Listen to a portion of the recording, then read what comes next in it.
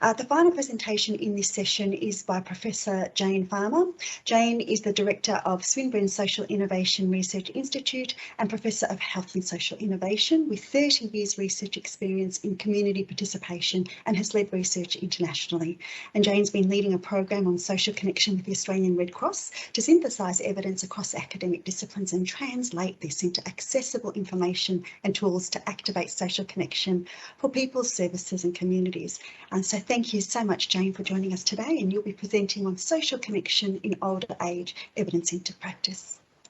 That was beautiful and beautifully enunciated. Don't think I could do that myself. I think, Georgina, you're in charge of my slides. Hooray! See, it's easier like that. Okay, it's me between you guys and your cup of tea or toilet break. So let's see what we can get into here. Let's go to the next slide, Georgina. Cool. Okay, so we also pay our respects to the traditional custodians of the unceded lands on which we live and work and acknowledge their elders, past and present. Next one. I'm just going to quickly talk about our work and model, talk a little bit about specific evidence about older people, and then mention some current projects around connection and digital social connection. Next one.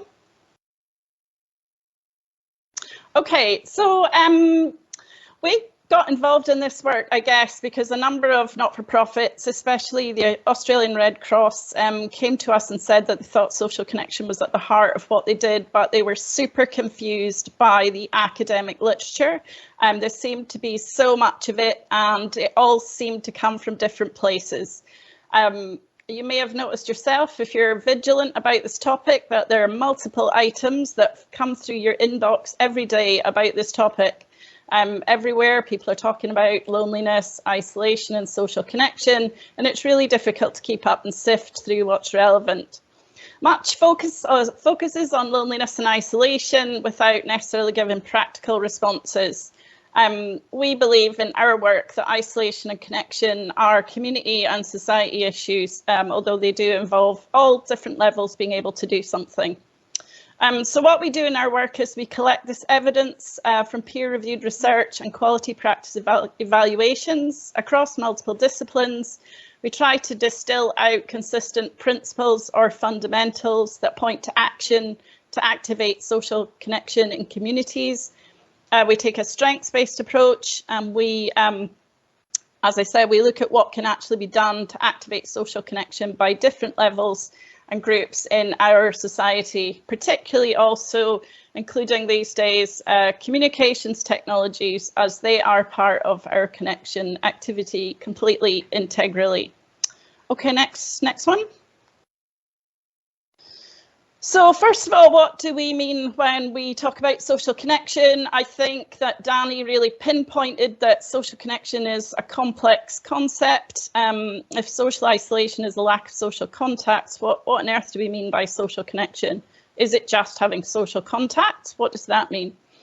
We actually have drawn a lot on the work of Robin Dunbar, who combines brain science, evolutionary psychology and anthropology to come up with consistent circles of social connection that humans have needed across cultures over history, and brain science validates this.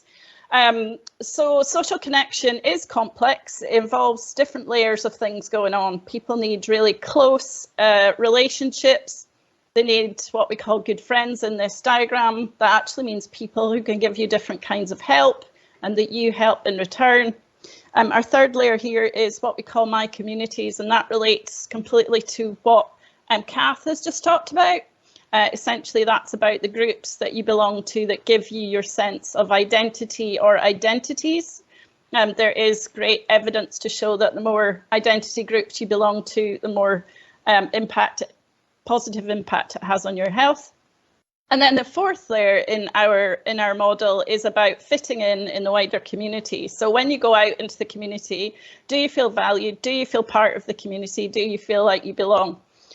So essentially, social connection involves all of these needs being met, and that's why it's so complicated. So next slide, please. So in our social connection model, it has 3 parts, and this looks totally complicated, but it's actually super not complicated, because the point of making it was to help all of the different groups and people and individuals that are working in social connection to actually take some practical steps to activate social connection and to be able to almost kind of audit that they're doing as much as they can. So it's a 3-component model. On the left-hand side, as I see it, it's what I just talked about. It's the kind of social connection investment model, as we like to call it. So if you have all these different kinds of connections, you will get well-being, physiological and psychological. You'll get help and you'll get belonging, but you also have to put in time, emotion, and a bit of give and take. And I think, as someone pointed out, who's already spoken, these relationships have to be positive relationships. On the right-hand side, we have a community model. We call this community social connection infrastructure. I'll go on to talk about that in a minute. And the third part of our model is, how do you connect these people to communities to get social connection? And that involves a socialization process. Next slide. So here, as I just talked about, this is our individual's social connection investment model with circles, the inputs, the outputs, and the quality. This can be a useful tool just to kind of sit down and think about your own social connections, where the gaps are, and that things are dependent on the amount of time that you put in, and the whole notion of positive connections. Next, please. Okay, so this is the community angle on this. So this is a really useful tool for, we find it useful for local councils and other groups that are operating at the community level. Essentially, it's completely evidence-based, and what it says is that in order to best support social connection happening, or pro-social connection happening in a community, first of all, you need to have safe, accessible places and spaces, and choice, and a variety of other things that fit in as kind of foundational. Then there are particular spaces and places that are particularly good for activating social connection. Some of our favourite spaces here involve these things that we call bumping spaces. Sure, you're completely intuitively familiar with these things. It could be an event where you bump into your neighbours. They could be the corridor outside the yoga class where you're all waiting to get in and you just start chatting to each other. And ensuring these bumping spaces are in place is really significant for social connection. But there are a range of other kinds of connection spaces and places that we have listed here. The third kind of thing that you need for social connection infrastructure is pro-social connection activities.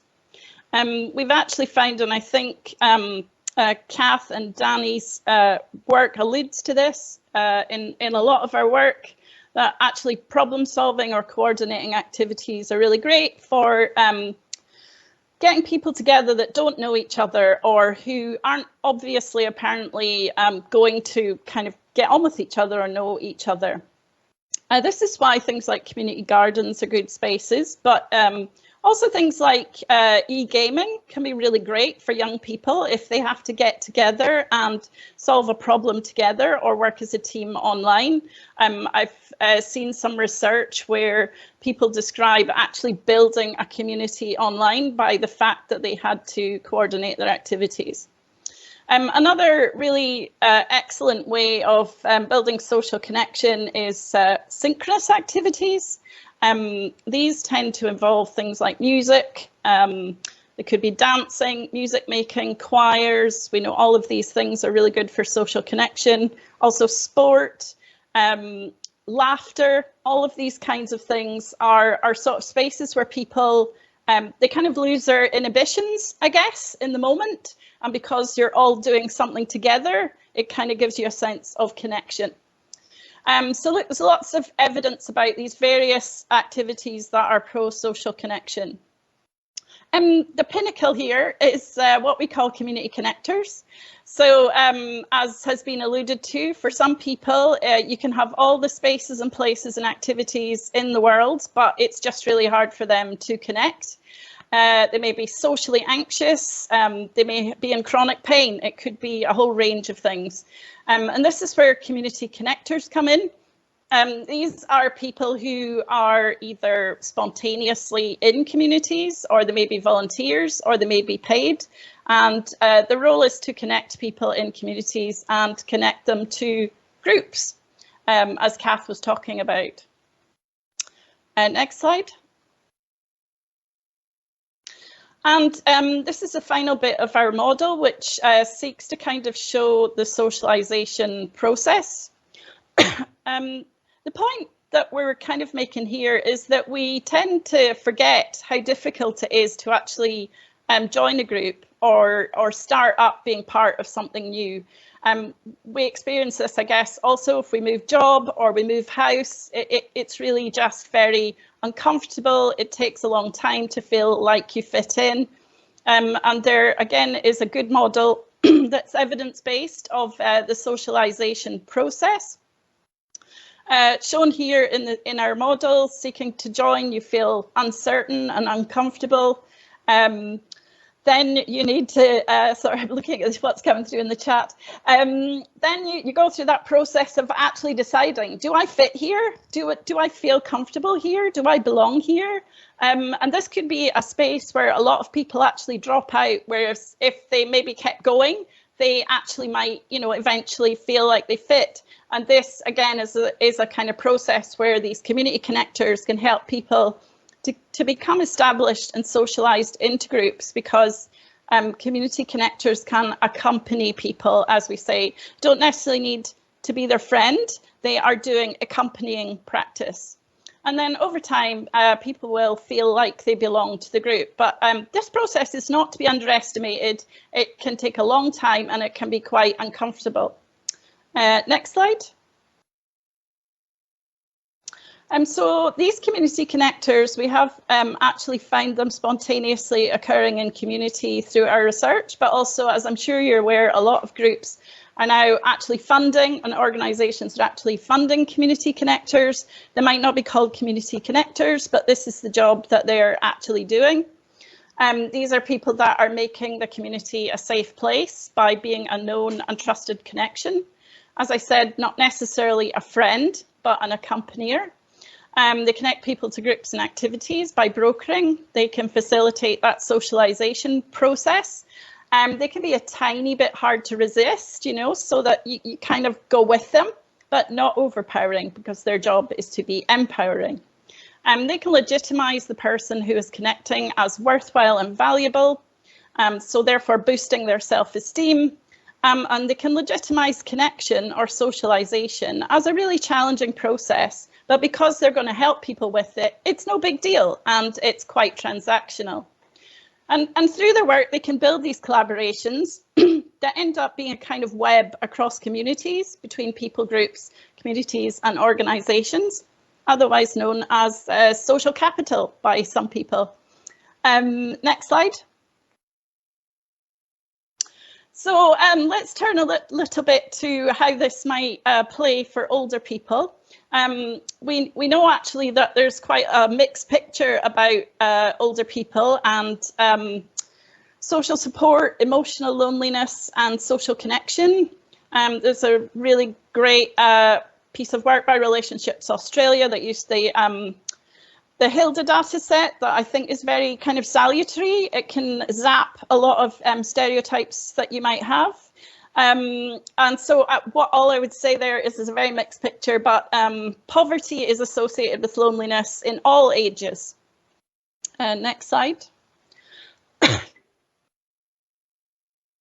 Okay, for this, I have to thank my researcher, Jasmine Knox, who's actually looking at older people and social connection in her master's. So she has supplied this information to me.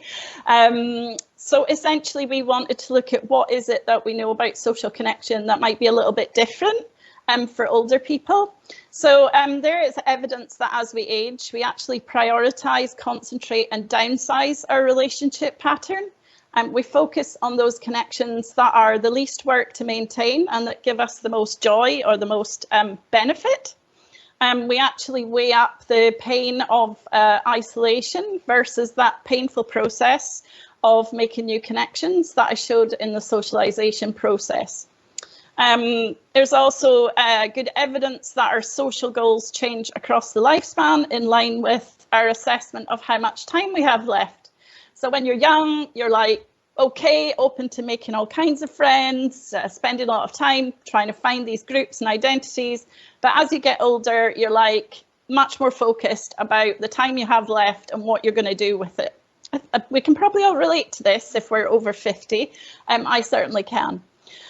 As I think Kath pointed out, coming up to retirement is a key time when people need to plan for changes to social connection. In the interest of time, I'll just say there's also a lot of work around things like generative activities or activities where people feel they're contributing. I think that's why the aged care home for 4-year-olds actually works, where older people are feeling that they're really contributing. And small acts of kindness, again, most people can do some kindness, whether it's a smile or you know, helping someone out. These also have physiologically measured hits for well-being. And next one. This was really just to point out, I think, again, a topic that Danny highlighted, which is that we often tend to kind of underplay the role of valuing older people, and that it's not just about physical and medical needs when you're older. It's really about things like understanding human rights to social participation of all, and promoting positive community attitudes to ageing. Unfortunately, only 2 of the recommendations in the Royal Commission into Aged Care picked up these social well-being issues. And next one.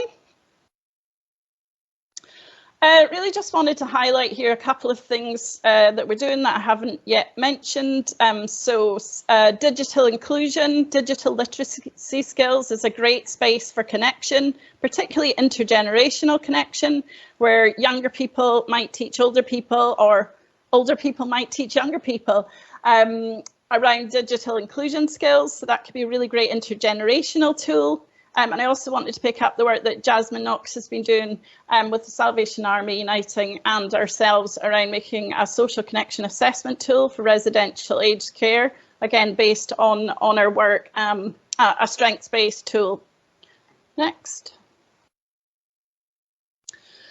Yeah, getting near the end. So I really just wanted to highlight that we recently did some work for Australian Red Cross, looking at their membership, a lot of whom are actually older. And these people, we actually found community connectors active in this group of people. We found that they were very keen on the community connectors idea, but they were a bit worried about it not being structural enough or supported enough. And we also found that younger Red Cross members were really keen to learn about social connection, how to be community connectors. And we're really interested in establishing communities of practice around community connection and social connection. Next. So my final thoughts, really, I think we should be thinking about an informed community-wide approach to social connection. I do urge watch out repathologizing social connection. There are elements of social connection that are about individuals and things that they can do, but it's really also all of us have a role to play here, and this is implicit in the term social connection. It is a community issue. Transactional connection can be useful, as I said, to kind of kickstart connection. This idea of training and communities of practice around social connection for a joined up approach. We've actually got lots of non-profits working together. They're all doing social connection on their own before, and now they're working with us. We're able to kind of synchronise the activities they're doing. I really do think there's a huge piece in this, which is about valuing older people. I remember the first time someone offered me a seat on the tram, I actually swore at her because I felt quite stigmatized. So I think that's just a societal issue we have to address. Hopefully we'll all be older one day, and we really need to think about what we want that to be like. Raina, I hope I've not completely ruined your... No. The last slide has got some connections to our open access materials that are completely free on the internet, where you can access the model and figure out how you could use it yourself.